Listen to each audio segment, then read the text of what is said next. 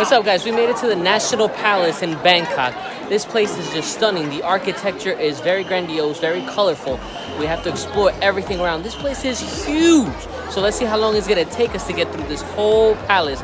We are super excited. Let's see what we can get into. Are you excited? I'm excited. And just a note, guys, in order to get into the Grand Palace, you need a short sleeve shirt and long pants.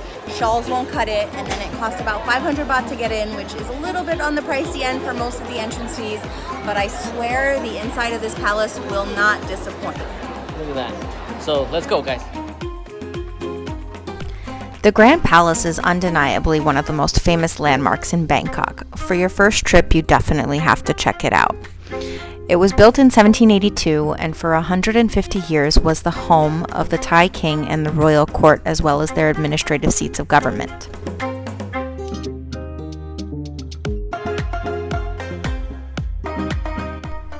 Tickets go on sale at 8:30 in the morning, so make sure you arrive early as the lines can get pretty crazy.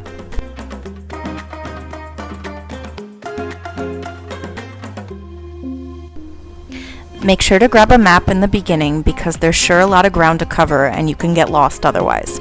The Grand Palace is divided into two main zones, which are the Temple of the Emerald Buddha and the Royal Residence. The latter is divided into three major areas: the outer court, the middle court, and inner court.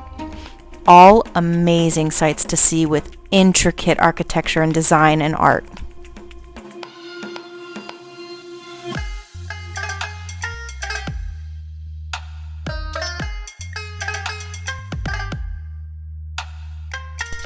The outer court is now the location of several state offices, such as the Bureau of Royal Household, Office of His Majesty's Principal Private Secretary, and the Office of the Royal Institute.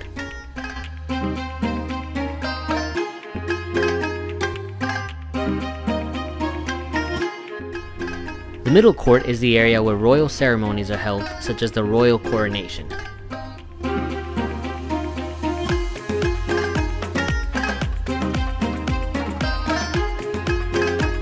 The inner court of the royal palace was used as personal quarters.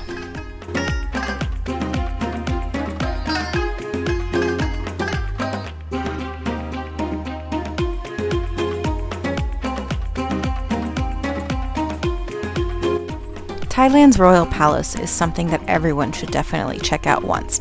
But if you're like Diego and I and aren't quite as into the touristy things, this might not be for you.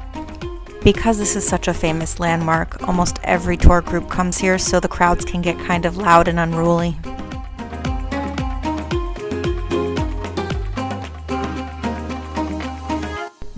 On the bright side, once you finish touring the grounds, you can head outside to one of the many fruit stands and grab some fruit.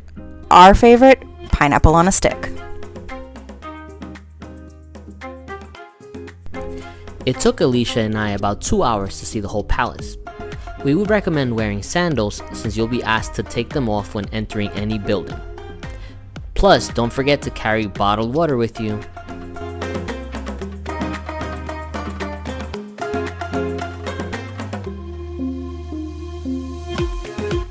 We hope you enjoyed our video. We'll catch you on the next one, guys.